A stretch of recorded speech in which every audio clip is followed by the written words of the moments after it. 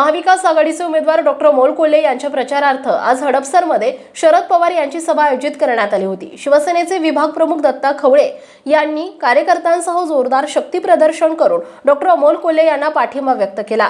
राष्ट्रवादी काँग्रेसचे राष्ट्रीय अध्यक्ष शरद पवार यांच्या सभेसाठी मोठ्या संख्येने शिवसैनिकांनी गर्दी केली होती। उन्नतीनगर येथील छत्रपती शिवाजी महाराजांच्या पुतळ्याला हार घालून गाडी ते माळवाडी येथे पदयात्रा काढण्यात आली। वाजत गाजत निघालेल्या या पदयात्रेत शिवसैनिकांनी जोरदार घोषणा देत डॉक्टर अमोल कोल्हे यांना निवडून आणण्याचा निर्धार व्यक्त केला। हडपसर शिवसेनेच्या वतीने लोकनेते शरद पवार यांचा सत्कार माजी आमदार महादेव बाबर, माजी नगरसेवक विजय देशमुख, उपशहर प्रमुख समीर तुपे आणि विभाग प्रमुख दत्ता खवळे यांच्या हस्ते करण्यात आला। डॉक्टर अमोल कोल्हे हे सुशिक्षित आणि तरुण खासदार असून त्यांनी आपल्या मतदारसंघात चांगला प्रभाव टाकलाय।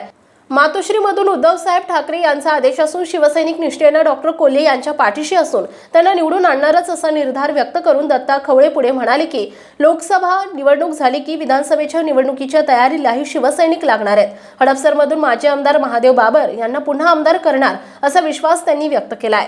यावेळी सुहास कुटवड यांनी आपले मनोगत व्यक्त केलाय। मी हडपसर विधानसभेचा विभाग प्रमुख दत्ता खवळे जे आज शिरोळ लोकसभेमध्ये ज्या पद्धतीने तुतारचं वातावरण चाललेलं आहे ते जे निष्ठेमुळे अमोलजी कोल्हे यांच्या निष्ठेमुळे जे वातावरण पेटलेलं आहे आणि आम्हाला मातोश्रीवरतून जे उद्धव साहेब, आदित्य साहेब त्यांच्या आदेशाने हडपसर विधानसभेमधले सगळे शिवसैनिक जे उठून पेटलेले का की ज्या गद्दारांनी यांनी आमचं घर फोडलेले ते भाजपमुळं येणाऱ्या काळामध्ये जे महाविकास आघाडीचे जेवढे उमेदवार आहे ते जे शिवसैनिक जे निवडून आणणार हडपसर विधानसभेचे शिवसेनेला जसं बळकट करणारे आणि जिवंत ठेवणारे माजी आमदार महादेव बाबर यांनी ज्या पद्धतीने शिवसैनिकांना जिवंत ठेवलेले आणि त्यांनी जे शिरोळ लोकसभेचे जे उमेदवार आहे अमोल कोल्हे विशेष म्हणजे ते सुशिक्षित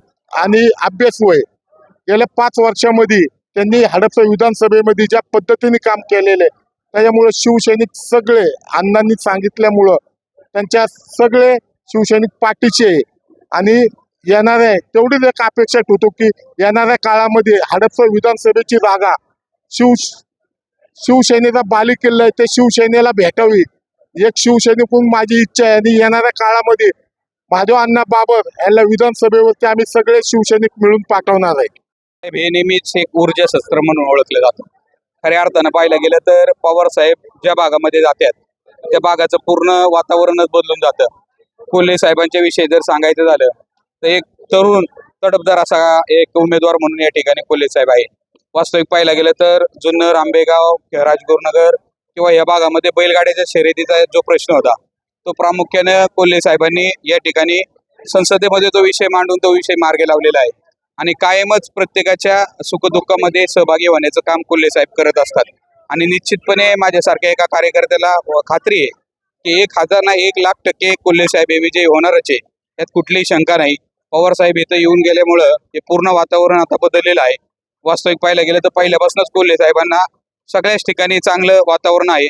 आता हडपसरचंही वातावरण पूर्णपणे चांगलं होऊन कोल्हे साहेबांचा विजय हा निश्चित आहे। पुण्याच्या पूर्व भागातील 1938 पासून ग्राहकांना गुणवत्ता व सेवेची हमी असलेले अग्रवाल स्वीट्स म्हणजे नुसती परंपरा नाही तर चोखंदळ खवयांसाठी मेजवानी आहे। स्वर्गीय मुन्नालाल अग्रवाल यांच्या प्रदीर्घ वारसा सांभाळत अग्रवाल कुटुंबियांनी स्वीट्समध्ये ग्राहकांची गरज ओळखून अस्सल तुपातील पदार्थ आणि तत्पर सेवेचा वारसा जपत फूड क्षेत्रात नाव